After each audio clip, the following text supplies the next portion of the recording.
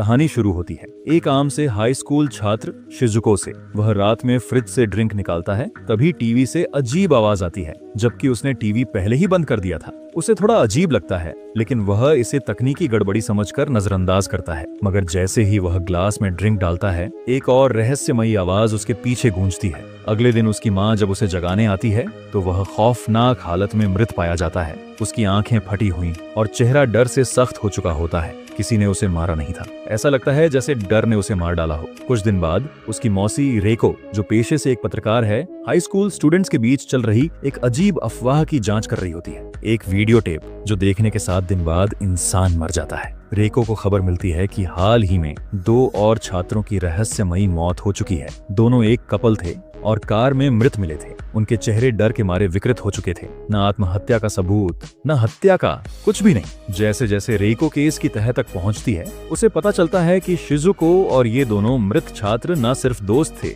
बल्कि साथ में एक ट्रिप पर भी गए थे और वहीं उन्होंने एक रहस्यमयी होटल में वो वीडियो टेप देखा था। रेको को इस बात पर यकीन नहीं होता, पर वो अपनी पड़ताल जारी रखती है। वो शिजुको के कमरे से एक फोटो स्टूडियो की रसीद पाती है। वहां जाकर उसे ट्रिप की तस्वीरें मिलती हैं, मगर इन तस्वीरों में कुछ बेहद डरावना होता है। उनमें मौजूद हर व्यक्ति का चेहरा बुरी तरह से मुड़ चुका होता है, जैसे कोई उन्हें छू कर बदल गया हो। रेको उस होटल में पहुंचती है जहां टेप देखा गया था और वहीं उसे एक सफेद डिब्बे में रखा वही शापित वीडियो टेप मिल जाता है। जैसे ही वह टेप चलाती है, स्क्रीन पर कुछ अजीबोगरीब, रहस्यमयी और डरावने दृश्य दिखाई देते हैं, बिना किसी तर्क के। टेप खत्म होते ही उसे अचानक अपने पीछे एक सफेद कपड़ों में लिपटी डरावनी स्त्री की परछाई नजर आती है। वह तेजी से पलटती है, मगर पीछे कोई नहीं होता और तभी फोन की घंटी बजती है। वह घबराकर फोन उठाती है। दूसरी ओर कोई आवाज नहीं, सिर्फ फुसफुसाहट और सन्नाटा। अब उसे यकीन हो चुका था, यह शापित टेप सच है और अब उसके पास सिर्फ 7 दिन बचे हैं। घड़ी देखती है, रात के 7:10 हो रहे थे। ठीक इसी वक्त 7 दिन बाद वह भी शिजुको की तरह मरेगी। अब रेको के पास समय बहुत कम है। वह इस रहस्य को सुलझाना चाहती है, कैसे टेप को रोका जाए, कैसे इस शाप से छुटकारा पाया जाए। मगर तब तक उसकी सेल्फी में उसका चेहरा भी बदलने लगता है। अब तक रेको भी उसी शाप का शिकार बन चुकी थी और उसके पास जिंदा रहने के लिए केवल 7 दिन बचे थे। इस रहस्य को सुलझाने के लिए वह अपने पूर्व पति रयोजू की मदद लेती है, जो एक प्रोफेसर और मनोवैज्ञानिक है। मगर रयोजू शुरू में इस शाप पर यकीन नहीं करता, बल्कि उल्टा वही शापित वीडियो टेप खोलकर देख लेता है। इसके बाद दोनों बस बैठकर अपने घर के फोन को ताकते रहते हैं कि क्या अब फोन बजेगा। फोन बजता है और एक खामोश डरावनी आवाज सुनाई देती है। अब रयोजू को भी यकीन हो जाता है कि ये महज संयोग नहीं, ये सच में कोई पारलौकिक ताकत है। वह वीडियो की एक कॉपी बनाकर खुद उस पर रिसर्च शुरू करता है। लेकिन जैसे ही वह पार्क में बैठा सोच ही रहा होता है, एक छोटी लड़की सफेद कपड़ों में ठंडी हवा के साथ उसके सामने आती है। रयोजू समझ जाता है कि ये कोई इंसान नहीं और उसकी रूह तक कांप जाती है। वो अब पूरी तरह यकीन कर चुका था, ये वीडियो टेप मौत की पुकार है। दोनों मिलकर फिर से टेप को देखते हैं। पहला सीन, एक लड़की जो शीशे के सामने खड़ी है, चेहरा धुंधला और डरावना। फिर एक काला समुद्र और एक घूंघट ओढ़े औरत। एक अजीब सी खबरें दिखती हैं जो किसी ज्वालामुखी विस्फोट की ओर इशारा करती हैं। इन सुरागों को समझने के लिए रेको अपने पुराने ऑफिस जाती है। वहां टेप को बेहतर क्वालिटी में दोबारा देखती है। एक शॉट में उन्हें किसी जापानी गांव की बोली सुनाई देती है, जिसका संबंध माउंट सान नामक ज्वालामुखी से था। वे वहां के पुराने समाचारों को खंगालते हैं और पता चलता है कि वहां एक औरत थी, यामामुरा शिजुको, जो भविष्य देख सकती थी और उसने ज्वालामुखी फटने की सटीक भविष्यवाणी की थी। लेकिन लोग उसे जादूगरनी समझकर डरने लगे और समाज से काट दिया। अब इस रहस्य की तह तक जाने के लिए रयोजू अकेले उस गांव जाने का फैसला करता है, जबकि रेको अपने बेटे योची के साथ रहती है। लेकिन उस रात कुछ भयानक हो जाता है। रेको का बेटा चुपके से वही शापित टेप चला देता है। रेको हड़बड़ाकर कमरे में दौड़ती है और टीवी से आती भयानक आवाजें सुनती है। अब उसका अपना बेटा भी इस शाप के शिकंजे में फंस चुका था। उसे पूछा जाता है कि उसे किसने टेप दिखाया और उसका जवाब था, शिजुको दीदी ने दिखाया।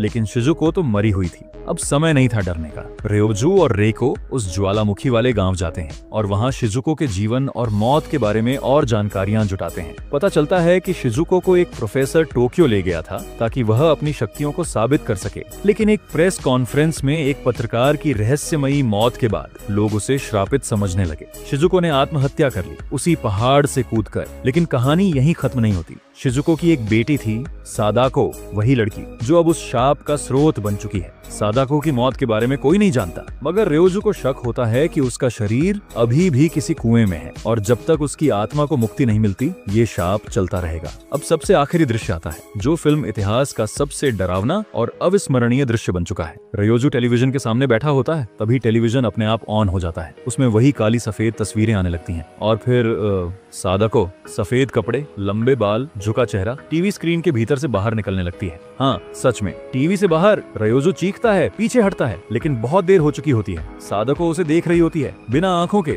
और उसकी मौत वहीं हो जाती है। अब रेको इस बात को समझ जाती है कि टेप को कॉपी करके किसी और को दिखा देने से वह शाप टूट सकता है, इसीलिए वह अपने बेटे को बचाने के लिए वही करती है। लेकिन इसका मतलब था अब कोई और मरेगा। कुछ ही दिन पहले रयोजू को यह यकीन हो गया कि सारी घटनाओं की जड़ में शिजुको की मौत और उसकी बेटी सादाको का रहस्य है। इसीलिए वह शिजुको के भाई के घर पहुंचता है, उम्मीद करता है कि वहां से कुछ जवाब मिल सके। लेकिन शिजुको का भाई बहुत ज्यादा डरा हुआ था। जब रयोजू ने उससे सादाको के बारे में पूछा तो उसका चेहरा सफेद पड़ गया और वह बिना कुछ कहे वहां से भाग गया। रयोजू ने उसका पीछा किया और अचानक ही भाई जमीन पर गिर पड़ा। जैसे ही रयोजू उसे उठाने गया, उसकी आंखों के सामने अचानक 40 साल पुरानी एक प्रेस कॉन्फ्रेंस की झलकियां चमकने लगीं और दूसरी तरफ रेको को भी वही अतीत महसूस होने लगा। उसी अतीत में शिजुको के भाई ने उसकी शक्तियों को दुनिया के सामने उजागर किया था और टोक्यो का एक प्रोफेसर उसे परीक्षण के लिए ले गया। वहां शिजुको को मंच पर खड़ा किया गया, पर जब पत्रकारों ने उसे धोखेबाज, जादूगरनी कहकर चिल्लाना शुरू किया, तभी एक पत्रकार वहीं मर गया। लोगों ने सारा दोष शिजुको पर मढ़ दिया। उसे पिशाचनी कहा गया, मगर असली सच कुछ और ही था। शिजुको की बेटी सादाको, जो और भी खतरनाक शक्ति रखती थी, विचार मात्र से लोगों को मार सकती थी। और तभी वर्तमान में सादाको की आत्मा रेको की कलाई को छूती है और वहां काला निशान उभर आता है। अब सब कुछ साफ था, सादाको ही वो आत्मा थी जिसने शापित वीडियो टेप बनाया और जब तक उसकी आत्मा को मुक्ति नहीं मिलेगी, मौत का ये सिलसिला चलता रहेगा। अब रेको के पास सिर्फ एक दिन बचा था। उसने ध्यान दिया कि केवल वही लोग जिनका होटल में वीडियो देखा गया, उन्हें फोन आया। इसका मतलब था कि सादाको उसी होटल के आसपास ही थी। अब रयोजू और रेको उसी होटल पहुंचे और नीचे के तहखाने में एक पुराना कुआं ढूंढ निकाला, वही कुआं जो वीडियो में दिखा था। रेको ने अपने उस हाथ से कुएं को छुआ जिस पर सादाको की छाप थी और तभी उसे सादाको की हत्या का सच दिखाई दिया कि कैसे उसे प्रोफेसर ने खुद उस कुएं में धकेल दिया था। सादाको नीचे गिरने के बाद जिंदा थी। उसने कुएं की दीवारें नोची, बाहर निकलने की कोशिश की, मगर कोई नहीं आया। सादाको ने वहीं दम तोड़ दिया। अब रयोजू और रेको ने उस कुएं को खोला और सादाको के शव को बाहर निकाला। रेको ने उस बेबस और भटकी हुई आत्मा को अपने गले से लगाया। उस रात घड़ी ने 7:10 पर बजाया और शाप नष्ट हो चुका था, या उन्हें ऐसा लगा। लेकिन अगली सुबह रयोजू के घर का टेलीविजन अपने आप ऑन हो गया और सादाको उसमें से बाहर निकल आई और रयोजू को मार डाला। ये देखकर रेको का खून ठंडा पड़ गया, क्योंकि उसने तो सादाको का शव खोज निकाला था। फिर भी सादाको ने रयोजू को क्यों मारा और उसे क्यों छोड़ दिया? रेको ने बहुत सोचा और उसे एक बात समझ में आई। उसने एक काम किया था जो रयोजू ने नहीं किया। उसने वीडियो टेप की कॉपी बनाकर किसी और को दी थी। शायद यही वो तरीका था जिससे शाप टल सकता था। अब रेको जानती थी कि उसके बेटे योची की जान बचाने का बस एक ही तरीका है, उसे भी वीडियो टेप की एक कॉपी बनानी होगी और किसी और को दिखानी होगी। और किसे दिखाना है, इसका जवाब भी रेको के पास था। अब एक शाप की चेन शुरू हो चुकी थी। जिसने देखा उसे कॉपी करनी है और किसी और को दिखानी है। अगर कोई ये कड़ी तोड़ता है तो मौत निश्चित है।